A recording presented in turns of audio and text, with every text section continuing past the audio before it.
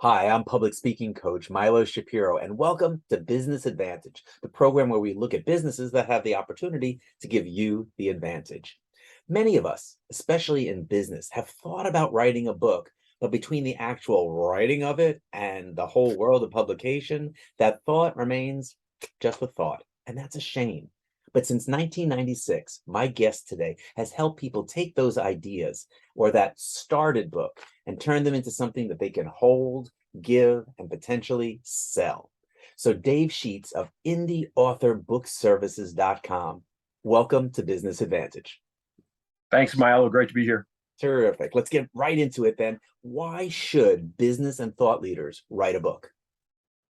That's a great question. We work with hundreds of authors every year, and what we found out of all of those experiences is our three things. Number one, books provide increased credibility.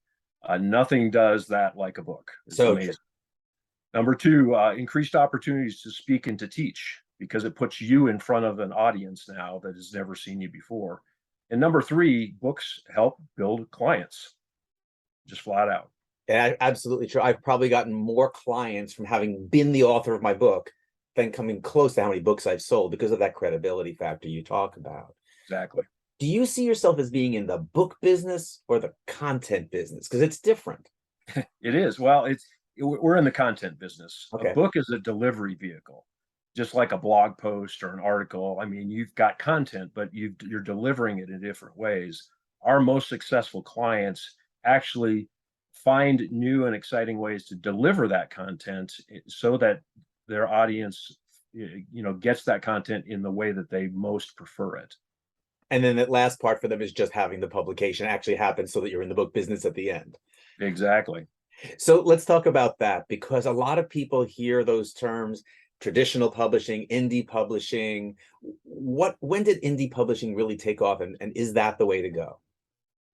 Well, indie publishing really took off probably 10, 15 years ago. And all of the reason why it's been so popular is because there are so many tools available to people today. But, on one side, you've got traditional publishing, traditional publishers. It's a great way to go for some authors. A traditional publisher funds the product, they invest in the product, they license the content, they handle all of the details and put the product together for an author.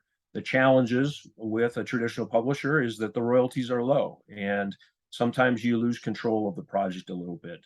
On the other side of the equation, so you've got traditional over here and indie over here, is that you really maintain the control. Even though you invest in the project at the back end of it, you get to control the timing of when it releases. You Mhm. also get all of the benefits of knowing who your clients are, or your ultimate buyers of your book, and you get all of the sales revenue from it.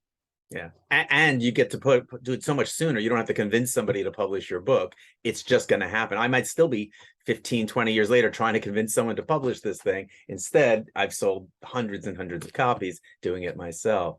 What are some of the Exactly. most common challenges you hear from authors who want to produce a book? Well, there's really three. Number one is I don't have the time. So for a business leader, a business coach, a consultant, it's always about time. I just Yeah. don't have time to do it. They know they need to, but they don't have time. The second thing is that they're not confident in the writing process. And so, and in fact, they may not even like to write. I've been in the publishing industry for 26 years, and I I don't like to write, but I surround myself with writers, professionals who like to do that, and that's what we bring to the table with an author who doesn't like to do that.